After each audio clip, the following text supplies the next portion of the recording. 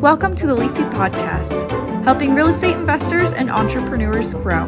Say hello to your hosts, Jennifer Goglorick and Brian Price, founders of Leafy Legal Services, teaching you how to protect your assets, grow your business, and manage your wealth. Let's start the show. Hi, everyone. Welcome to Leafy Podcast. Thank you so much for joining us again for another episode. Today on the line, we have our host from Leafy Legal Services, the COO and CEO, Jennifer and Brian, and they have an amazing guest. So I will go ahead and pass it on to them. Jennifer?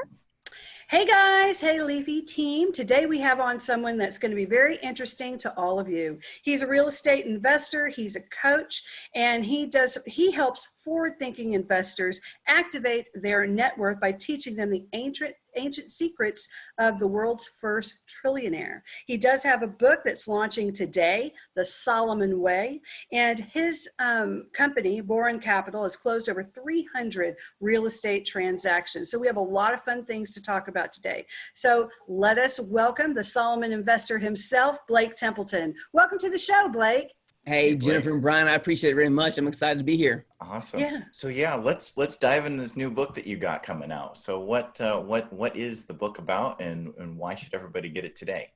Yeah, it's a great question, man.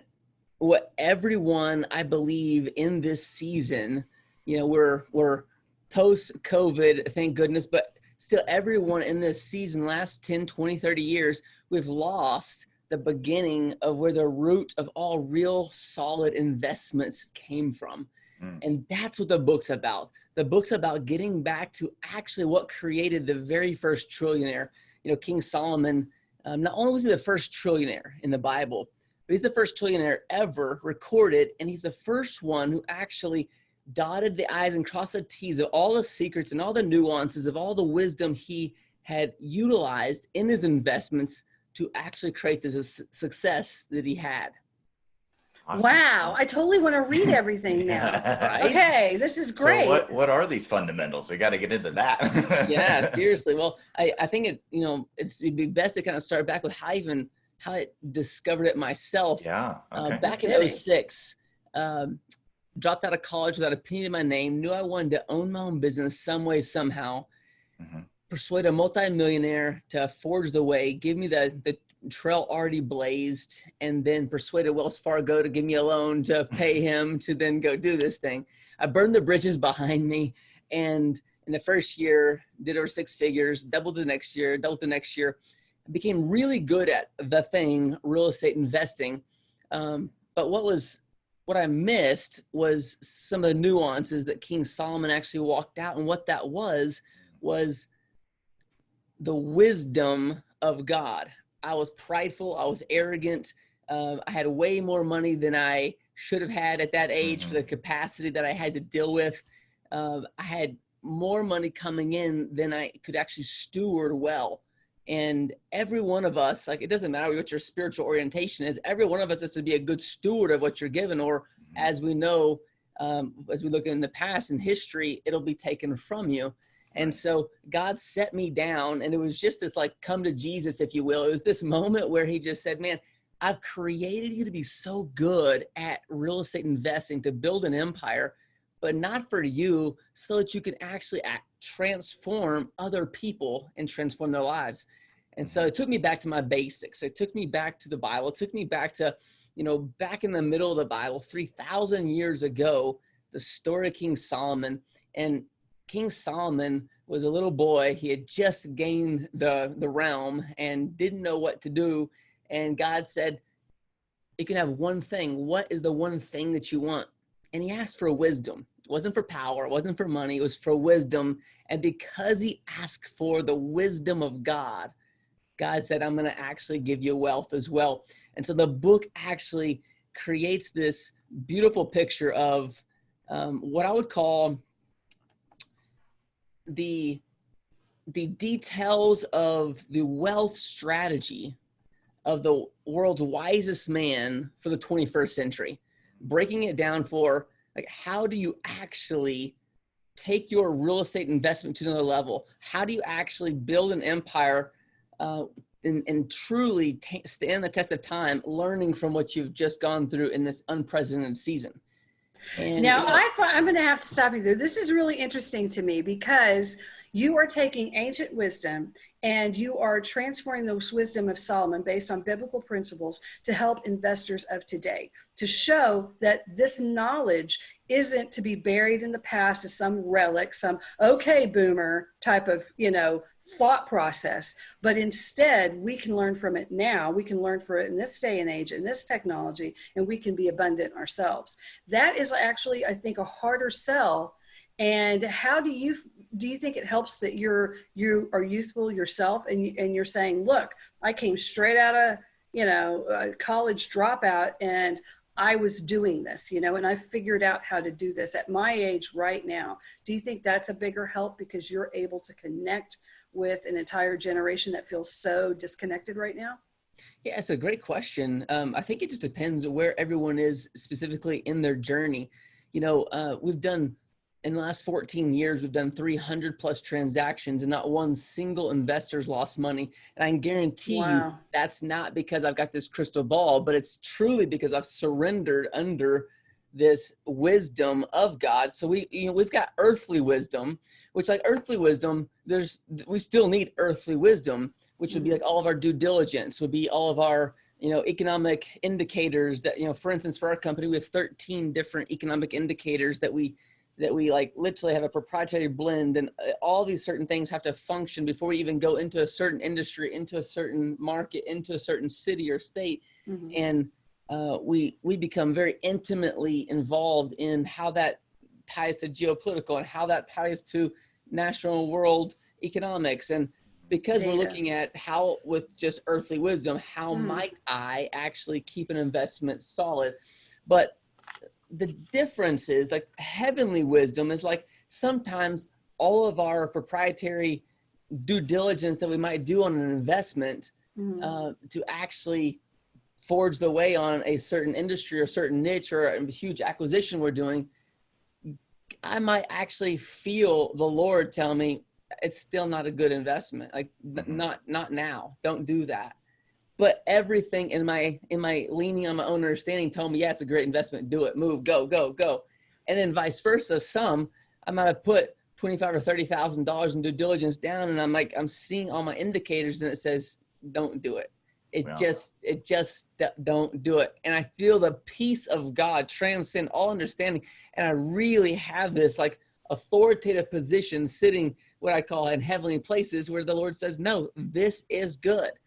And so, it's truly that's actually the first dimension of the Solomon way. It's about a 3-dimensional investment. And all of King Solomon's investments were built on 3 dimensions. These 3 dimensions are what actually made him the trillionaire that he was and what made him successful in wealth building. And these 3 dimensions are stacked on top of one another. So the first dimension is being God directed. And so whether we'll just call him Bob, whether Bob himself is in a position where he actually sees, that there is a deeper meaning, believes in God, believes that he's surrendered under this authority called Jesus or not, it's irrelevant. Every investment, because those funds still came from somewhere. There was no big bang theory. Like the money, the resources, the real estate came from somewhere. So you'd have to actually be God directed in where you're putting it. Because like you and I want to steward outside, and we want to go open the door for the elderly, or we want to we want to steward our time and our emotions well and go help people. But with our money, we should be doing the exact same thing and stewarding it well. So the first dimension is God directed. Second dimension is actually tangible living real estate, land. So like the land itself and the improvements on it, that's the second dimension. Solomon was really good at creating tangibles that actually had a solid landscape for business. And the third dimension is an actual business on top of the land that actually cash flowed. And so for all my real estate, guys and gals out there, you're like, this is basics of real estate. Well, all real estate's not equal.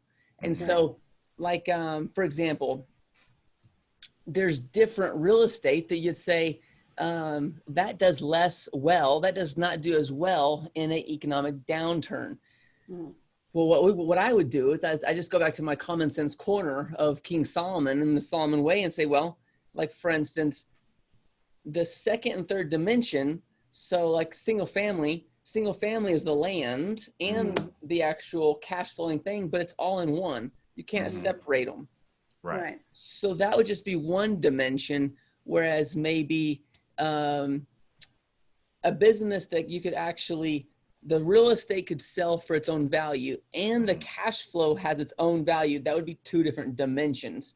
And so with that being God directed, it's a three-dimensional investment. That's the last 14 years what we've actually stewarded all of our investments in this vein. And that's really how we've had the success that we've had. So And I think with that is that mostly when you're looking at like, are you looking at more, I mean, there's single family homes, there's apartments, there's commercial real estate. I mean, what are you looking at when it comes to the three dimensions you talked about?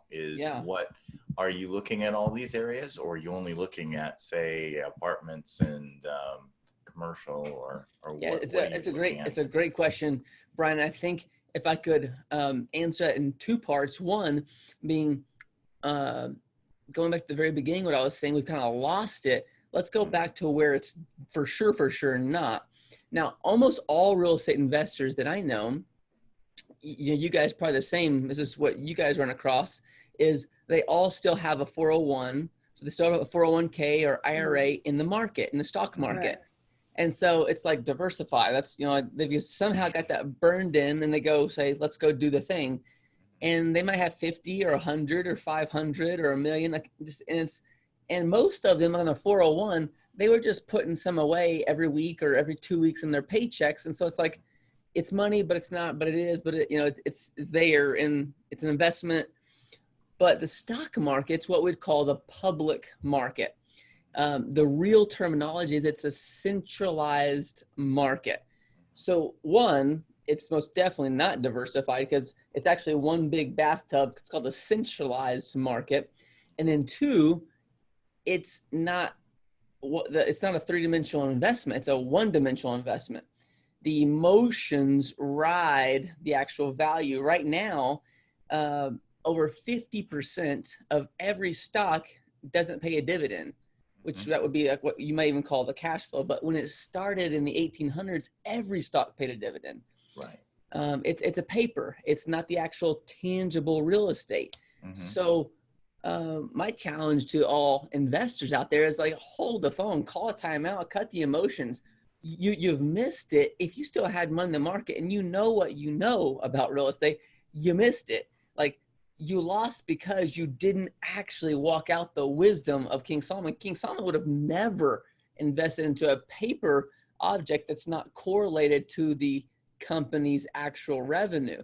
I mean, the only value that the stock has is tied to the emotional value that it's created. So that's the first thing is what we'd want to realize is that when investors, we'd say, hey, it's like the casino, take the chips off the table, go cash them in. And that's how you activate your wealth. Most investors who are in the real estate game, they still got an arm or something in the stock market.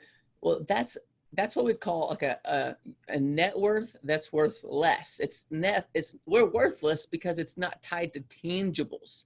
So the tangibles, especially in today's day and time, when we got the geopolitical stuff with oil, we've got the unemployment rate, still skyrocketing. You've got all the drama. We've got to call a timeout, cut the emotions, say, where's my blind spots? I got blind spots. If we just can all just say, I got blind spots.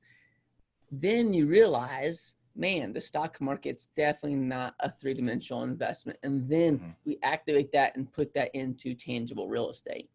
Okay. Second thing is, I would say is that everyone needs, so if let's just say you're in the real estate game, everyone needs an ATM, like a side machine that just creates money. Something that's fixed rate of return, something that's set it and forget it. So some of your audience, I'm sure, are like the operators, and some of those are the passive investors. So everyone needs, like Solomon was really good at creating lots of passive entities that didn't ebb and flow. So some of, like, let's just say apartments, you might have an emerging market. You might have like, this could be a good investment. Like if we sell right, if we do this, if we do that, this is gonna be good. But we all gotta have this side thing that just compounds wealth. And so for instance, what we do with our clients is we have what's called a fixed rate of return, private, three-dimensional investment. So it's not in the public market, it's in the private market. It's in the tangibles, but it's a three-dimensional investment. So you don't have to go create your own three-dimensional investment. And it's 8% fixed and it compounds annually. So if you're just going to set it and forget it. So let's just say John is 30 years old. He's just going to set it and forget it. So he's got 100 grand in the stock market. And he's like, you're right. Shame on me. He pulls the 100,000 out of the stock market. He says, you know, I want to put it in that 8% fixed thing you're talking about. Well, this now compounds and it compounds and compounds. So 30 years later, that 100 grand is now worth over $1 million. So it's 10x because it's that 100,000 plus 8%. And then now that's times 8% and that's times 8%. And so when 8% is compounded for 30 years, it's actually a 30% rate of return every single year for 30 years on that 100 grand. So that's a machine that just creates wealth, and every real estate investor's got to have one of those. Right. And so do you help real estate investors there? I mean, if they go to boroncap.com, it's BORONCAP.com, can they find out more about this and about these things you can hook investors up with? Yeah, that's exactly what we specialize in. And that's what, you know, when I actually became successful, but I was prideful and arrogant, Jesus set me down and said, you're supposed to go help other people do this thing, not just have your own, you know, cake and eat it too. That's actually where this whole thing happened. I dove into King Solomon. I realized, man, everyone can actually have absolute wealth. And that's the truth about it. And so it's a three-dimensional investment that actually stands the test of time. It's God directed, it's tangibles, it has improvements, and then it actually cash flows. And that's what we help people create, is a compounded investment like that. You set it and forget it, and it creates this massive windfall for you. So tell me a little bit about when you decided to go back to God. Was there a certain moment that occurred to you? I mean, did it come from hardship, or did it come from stagnation, or did it come from, you know, you kind of like glossed over that. I want to find out what your moment was. You know, was it a rock bottom moment, or was it just this other thing? Tell me about that. It's a great question. Man, well, let's just, you said, did you go to God? And it's kind of like, when did he come to me? Right. And so in this moment, I was in my early 20s, and, I was 21 years old, was netting over 50,000 net profit every single month. Had 8 crews, flipping real estate, doing full turns. We were doing short sales in single family. So I had like 40 in the pipeline at a time. We had a 93% success rate. And I mean, we were just like at this point, we were like, oh my gosh, we are killing it.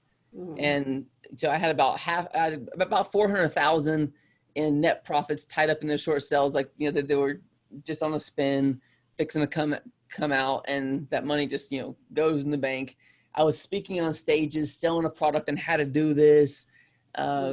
Again, had 8 crews doing full remodels over here. So like 3 different worlds of that business. And it was just this, you know, that stardom, you know, you're starting to get national name recognition. So that's where all that pride and arrogancy came in.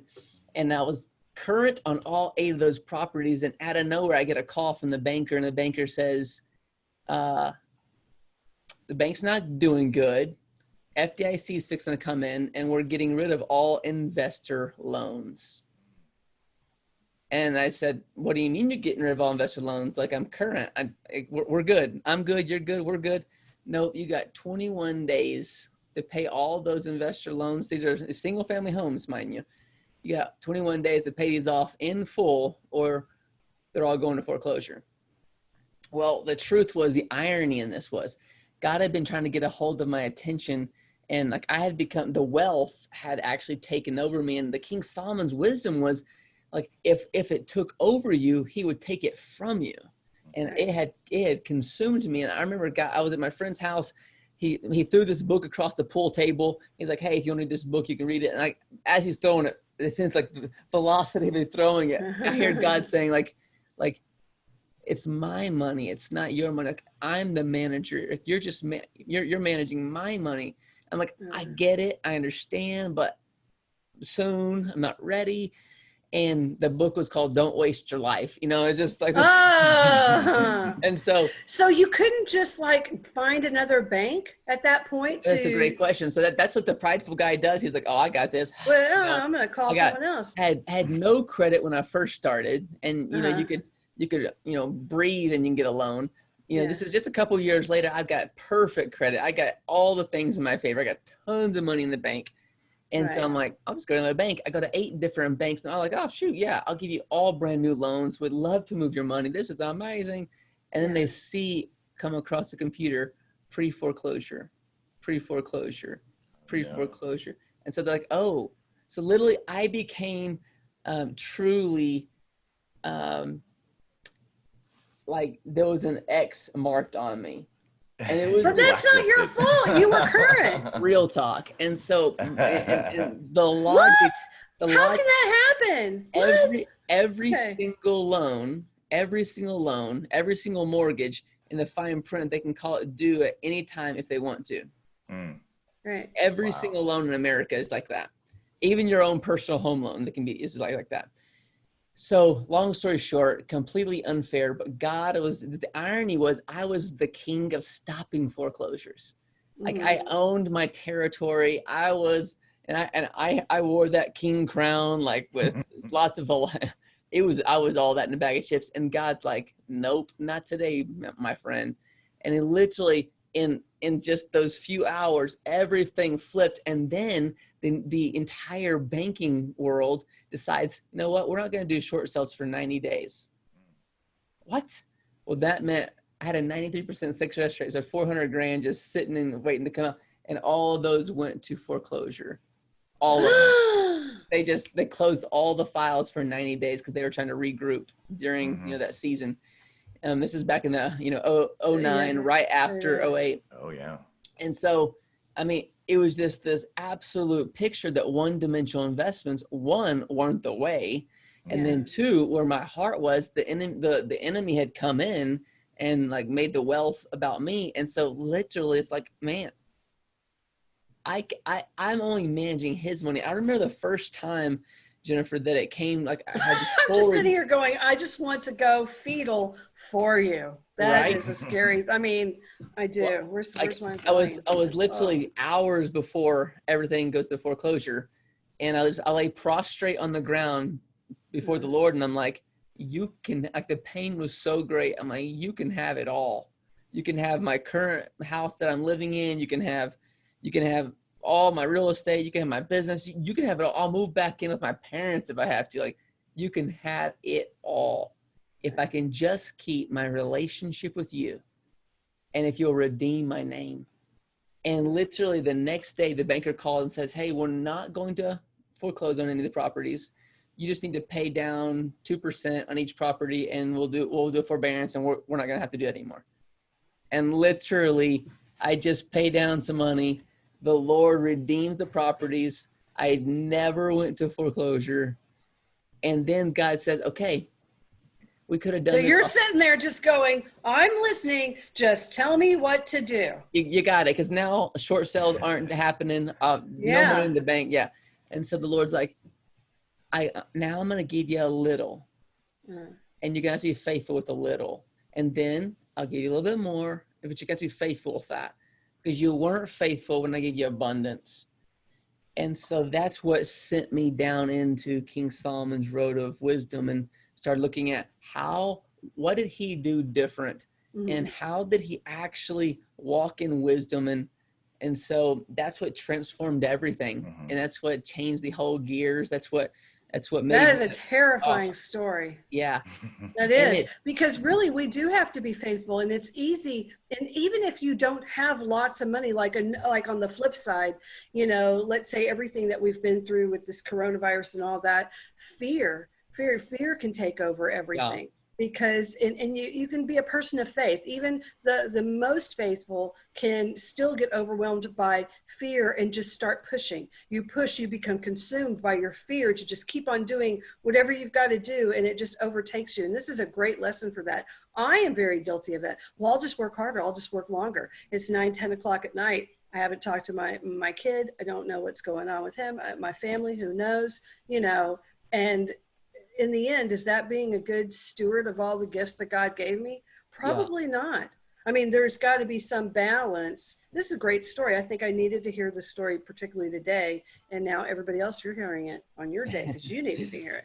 Well, I appreciate that. And, the truth is like what you're most full of, when you're squeezed, what you're most full of comes out. Yeah. And so when I was squeezed, what I was most full of was this pride and this arrogance, and like, it's my money. It's I was pushing in, I was leaning into my wisdom and going to the 8 I can do it. Yeah. I can do it. I'll get myself out of this. Yeah. Pick myself up by my bootstraps. I can do this. Yeah. And the Lord was just like, man, we can play this game as long as you want to play this game. Like that's a good you quote. won't win this game. We can play this game as long as you want to play it. And so the realization was I had to fully surrender before he would give me his wisdom. Because his wisdom is from this higher position. It's like if you're with your friend at the fair and like there's two of them down there and they're going to race to go through the maze, and one of them has a walkie-talkie to the person who's up above on the pole, and they're like, okay, turn left, okay, turn right. I know it looks like you should go right now, but nope, keep going straight. And then now turn left, right? Full seeing down into the scheme.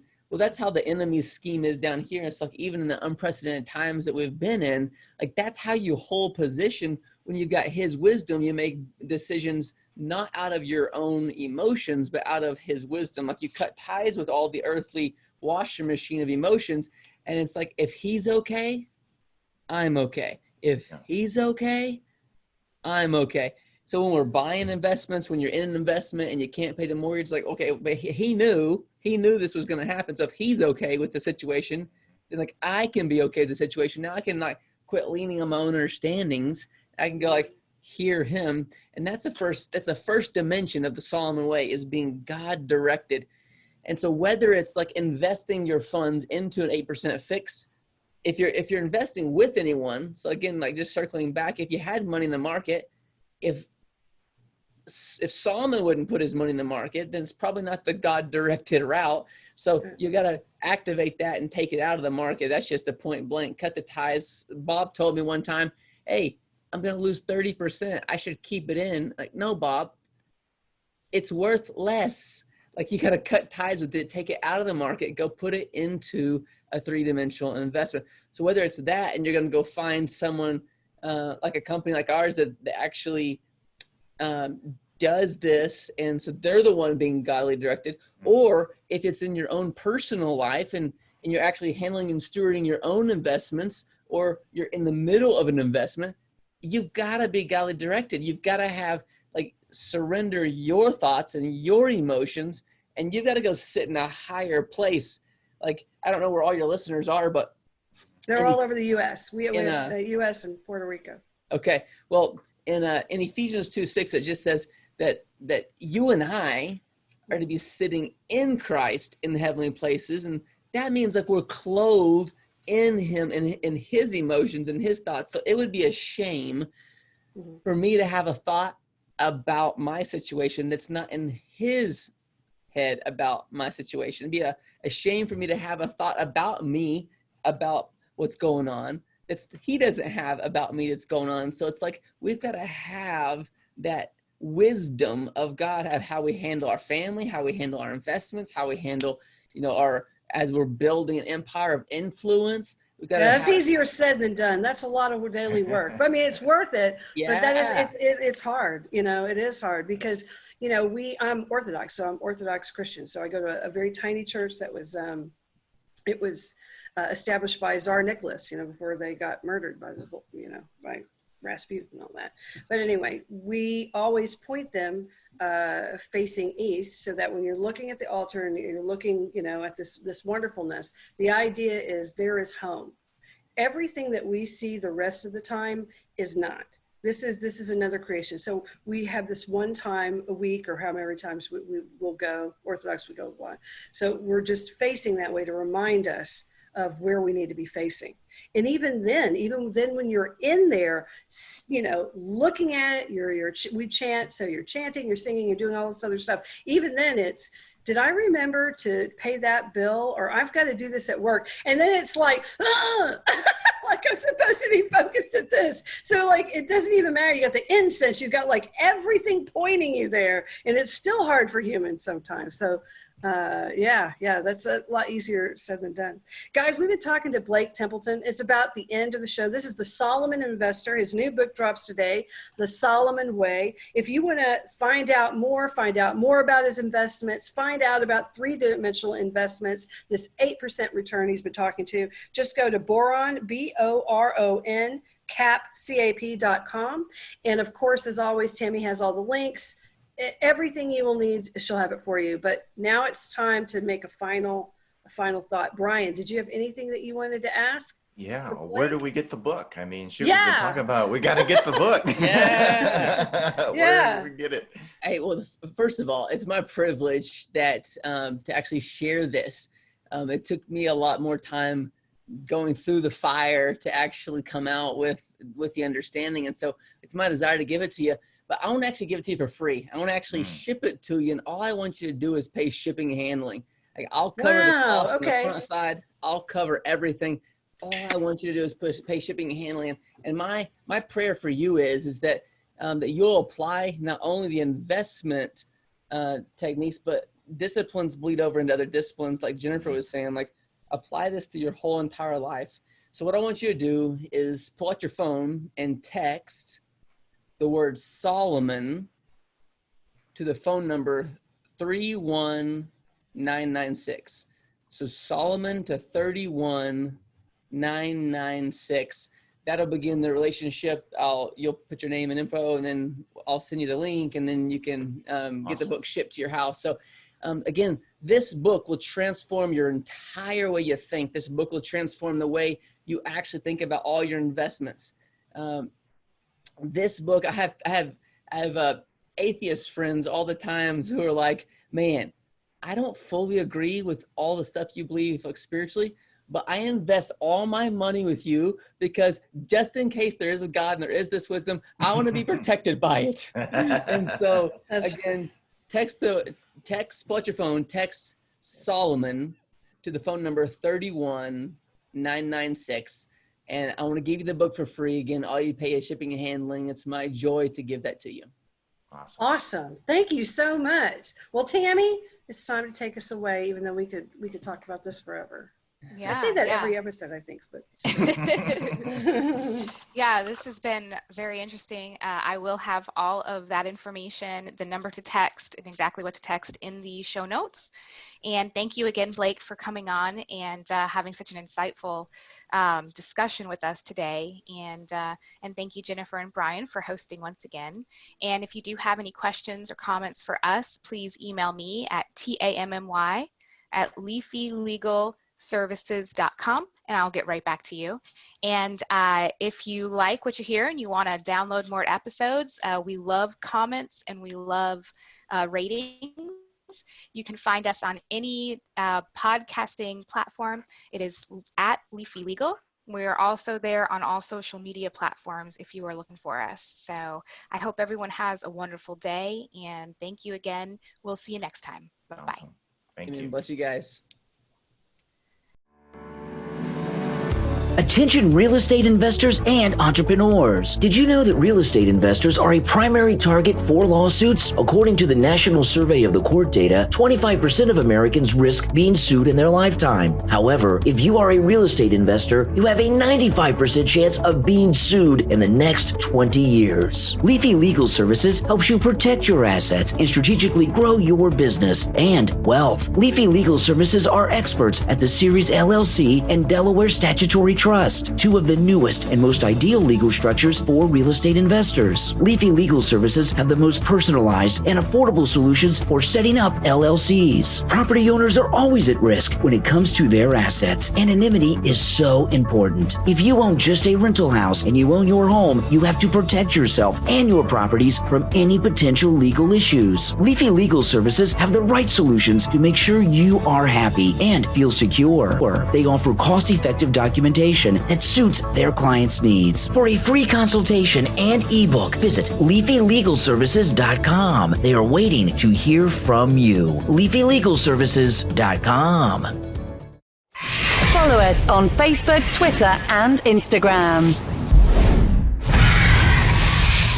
Don't wait. Take action now. LeafyLegalServices.com. Protect your assets, grow your business, and manage your wealth.